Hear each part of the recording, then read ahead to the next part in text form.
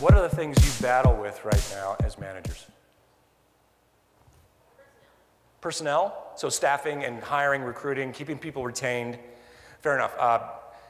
I'm sorry, I love you, and everyone is in the same pain. Retention is one of the biggest things we find in our industry, because if you were in the first session, you know that retail is terrible at retaining people. What else? Okay. Morale?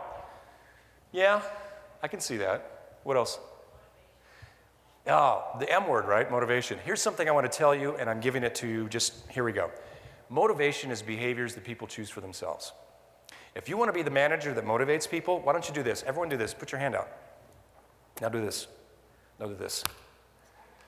That's you trying to motivate someone. You're not going to motivate, because people choose motivation for themselves. But here's the golden nugget of that.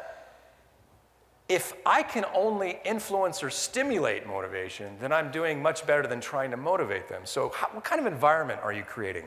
I think it was Bill Strickland said this morning, and I'm going to paraphrase, and I'm not going to do it even half as well as he did this morning when we were all watching him. He said, the environment creates behavior or influences behavior, and I would say the same thing to each and every one of you as owners and as store managers. You're not going to change someone's motivation by saying, be better motivated.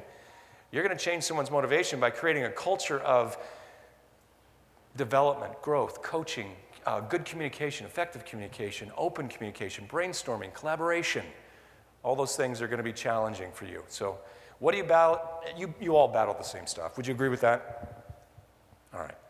Your brain is chock full of information, and I've pushed 80% of the other stuff out, and I've left 10 to 20%, which is that weird guy from Canada owns 2 cats. Awesome. That's great. Your team's really looking forward to hear about the cats that I own. Okay. So why did you remember cats? They're only going to remember 10 to 20% of the information. That 10 to 20% better be the right information. So why did you remember that I own 2 cats better than anything else? Well, one, I presented it to you very simple information. I have 2 cats. It's a very simple thing to remember. The other thing I did is I presented you the information in a unique way. I broke your expectation. I didn't just say I have 2 cats. I told you that I live in a house that's owned by 2 cats. I changed the dynamic.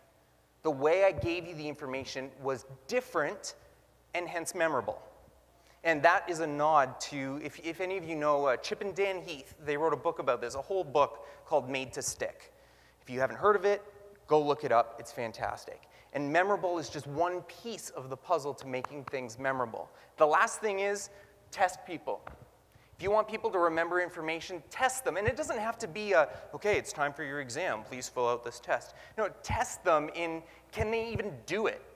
Let them know, set an expectation that there is activity that must take place after you've learned this that I'll be watching for. Test it. When you tell people you're going to test them, they'll remember it more accurately because they feel the need to encode it.